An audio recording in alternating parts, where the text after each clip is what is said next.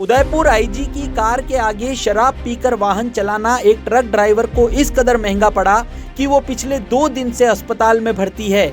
उसके परिजनों का रो रो कर बुरा हाल है और एक हेड समेत 3 कांस्टेबल का पहरा है। परिजनों ने आरोप लगाया कि थाने में पुलिस की मारपीट से उनके बेटे की यह हालत हुई है, जबकि पुलिस ने इस पूरे मामले पर जो बताया वो गले उतरने लायक नहीं है। पीड़ित नारायण के चाचा ने बताया कि नाथद्वारा पुलिस ने उसे सोमवार रात को शराब पीकर ट्रक चलाने के जुर्म में गिरफ्तार किया था। उसके बाद मंगलवार शाम तक किसी परिजन को कोई सूचना नहीं दी। फिर अचानक मंगलवार शाम करीब 6 बजे थाने से हेड कांस्टेबल ने उसके ट्रक मालिक को फोन पर सूचना दी कि नारायण की तबीयत खराब है और उसे राजसमंद के आर के हॉस्पिटल में भर्ती करवाया है। इस पर ट्रक मालिक ने उनके परिजनों को घटना की जानकारी दी और मंगलवार देर रात नारायण की पत्नी राजसमंद पहुंच गई, जहां उसने देखा कि नारायण के शरीर का एक पोर्शन पैरालाइज हो चुका है और उसके शरीर पर चोट के काफी निशान भी हैं। ऐसे में बुधवार सुबह अन्य परिजन भी राजसमंद पहुंचे तो उन्हें पूरे मामले का पता चला। उसके बाद पुलिस उसे आनन फानन में उदयपुर के एमबी हॉस्पिटल ले आई, जहां उसका इलाज जारी है। परिजनों ने नाथद्वारा पुलिस पर मारपीट के गंभीर आरोप लगाए हैं। वहीं इस पूरे मामले पर जब हमने हेड साहब से बात की तो उन्होंने बताया कि सोमवार रात आईजी साहब की गाड़ी आ रही थी और नारायण उनके आगे ट्रक चला रहा था। ऐसे में आईजी के आदेश पर उसे रोका तो मालूम चला उसने शराब पी रखी थी। पुलिस ने ड्रिंक एंड ड्राइव में उसे गिरफ्तार किया। उसके बाद पुलिस परिजनों को सूचना देना चाहती थी, लेकिन सोमवार रात से मंगलवार शाम तक नारायण ने मोबाइल का लॉक नहीं खोला, इसलिए सूचना नहीं दे पाए। हेड साहब का जवाब सुनकर हम खुद हैरान रह गए, पर पुलिस तो जो कहेगी उसे सच मानना ही है। उसके बाद हेड साहब ने बताया कि मंगलवार शाम आरोपी नारायण को मेडिकल के बाद तहसील में पेश किया, जहां जमानती नहीं होने पर जज साहब ने उसे न्यायिक अभिरक्षा में भेज दिया। मजिस्ट्रेट का आदेश सुनने के बाद नारायण अचानक नीचे गिर पड़ा। उसके बाद पुलिस उसे अस्पताल ले जाने की बजाय सेंट्रल जेल ले गई, लेकिन जेल अधीक्षक ने उसे लेने से मना करते हुए पहले इलाज की बात कही। उसके बाद पुलिस उसे आर के अस्पताल ले गई और परिजनों को सूचना दी। इस पूरी कहानी में पुलिस के जवाब को सुनकर उनकी बातें हमारे तो गले नहीं उतरी, क्योंकि 24 घंटे तक नारायण ने घर वालों के नंबर नहीं दिए और पुलिस उसका लॉक नहीं खुलवा पाई। और जब उसे मजिस्ट्रेट के सामने पेश किया गया तो न्यायिक अभिरक्षा में भेजने का आदेश सुनकर अगर नारायण को अटैक आया तो उसे अस्पताल ले जाने की बजाय ये भोले भाले पुलिस वाले सेंट्रल जेल कैसे लेके चले गए। हालांकि नारायण के परिजनों द्वारा लगाए गए आरोप जांच का विषय हैं, लेकिन इसी के साथ पुलिस द्वारा बनाई गई कहानी की भी सत्यता की जांच होनी चाहिए। साबुगम मेरा भतीजा ट्रक ड्राइवर है। हमारे गांव के ही पास के माधुजी खरोड़ के ट्रक चलाता है, वर्षों से बहुत दिनों से चला रहा है और टाइम से टाइम नेशनल ड्राइवर है सर। कल 24 तारीख को करीब 5 बजे इसको अरेस्ट किया होगा, वाइन पी रखा था। उसके बाद में हमारे को कोई पता नहीं, नहीं तो सेठ को पता, नहीं हमारे को पता।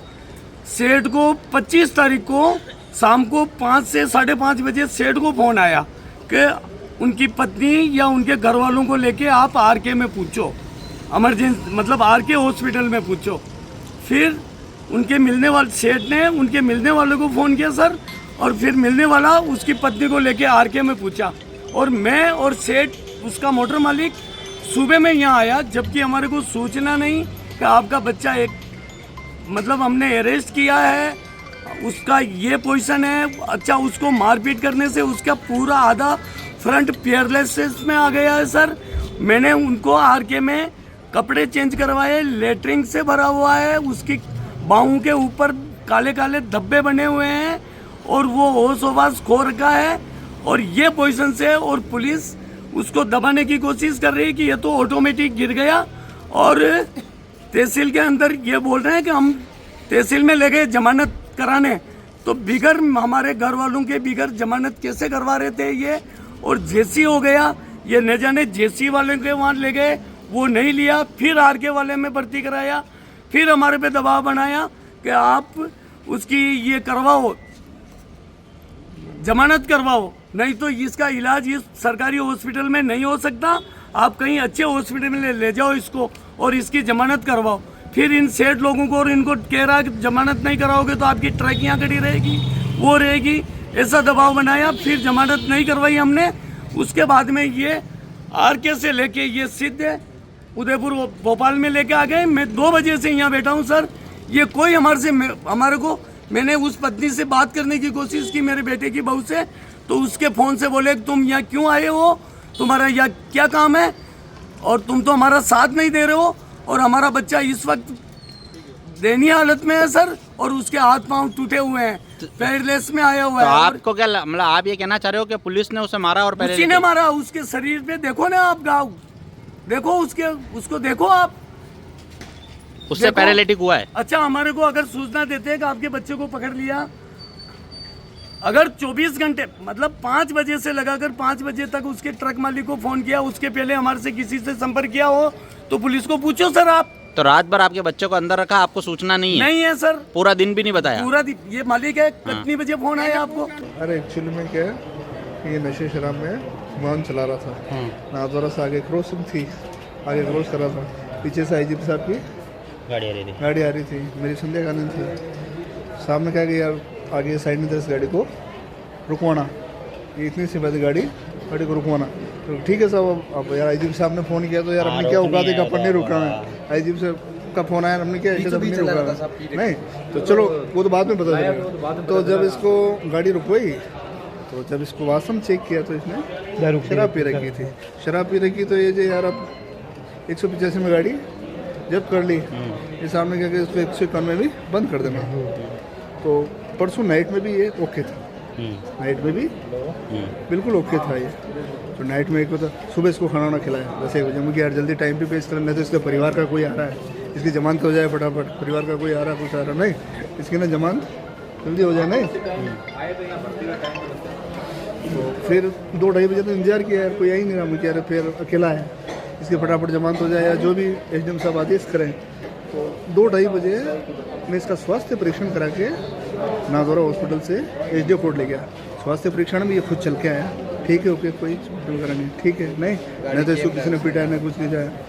हॉस्पिटल आया, हॉस्पिटल स्वास्थ्य परीक्षण में आया, फिर तहसील ले गए नाथद्वारा, वहाँ पर भी खुद चल के आया, बराबर कोई दिक्कत नहीं है। घंटा भर तहसील में इंतजार किया, SDO मैडम थोड़े से लेट आए, कहीं गए तो कोई शिविर चल रहा हो तो वहाँ गए।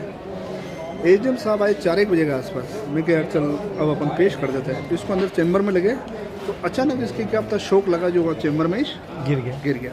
उसी समय इसके शायद एक लेफ्ट हैंड और लेफ्ट पैर सुन हो गया। ये है मेडिकल करवाया था इसका? हाँ मेडिकल स्वास्थ्य परीक्षण करवाया ना। तो मेडिकल में इसको कोई चोट है ही ना, वो तो अचानक एकदम या तो कोई शौक लगा, हाँ इसका कोई शौक लगा। फिर इसका सिटी, फिर उसको रात को जेल पे जमा कराने गए, क्योंकि जेसी वारंट बन गया। रात को जेल पे जमा कराने गए तो जेलर साहब ने कहा हम तो यार स्वस्थ आदमी को ही अंदर लेते हैं, बीमार को लेते नहीं है, सही है, उनकी गाइडलाइन के हिसाब से करेंगे। तो फिर उन्होंने उपचार हेतु RK हॉस्पिटल के लिए भेजा, RK में गया। हाँ RK में इसका CT स्कैन कराया तो डॉक्टर साहब ने कहा कि यार इसका भी देख लेते, रात भर में आराम पड़ जाए, इंजेक्शन वगैरह ठीक होता ठीक है, नहीं तो किसी न्यूरोलॉजी को बताना। अचानक शौक से ही इसका एक हाथ और एक पैर हुआ। बाकी यार कोई हाथ ड्रेपट रख दे, कुछ रख दे, इससे थोड़ी होता है सर यार। इसके घर वाले कह रहे हैं इसके चोट के निशान है, ये इसके मारने के नहीं है, हमारे पहले कभी इसके लगी हो। हाँ नशे में सर क्या मारते हैं, आप बताओ सर, नशे में इसके अचानक शौक आने से और जब आपने इसको पकड़ा था उसके बाद परिजनों को सूचना दे दी थी? हाँ दे दी, इसके जो सेठ है उसको दे दी। इसका सेठ तो कह रहा है आपने 2 बजे पकड़ा था इसको, तो फोन ही नहीं लग रहा सर, फोन बड़ी मुश्किल से लगा, बता ही नहीं रहा था, क्योंकि इसके अनकॉन्शियस था, फोन नहीं लग रहा, लोग बड़ा उसके बाद दे दी इसको। फिर इसकी पत्नी को बुला लिया, पत्नी को तो इसको वही लेके आया था। हाँ इसकी पत्नी को बुला लिया, वो आ गई।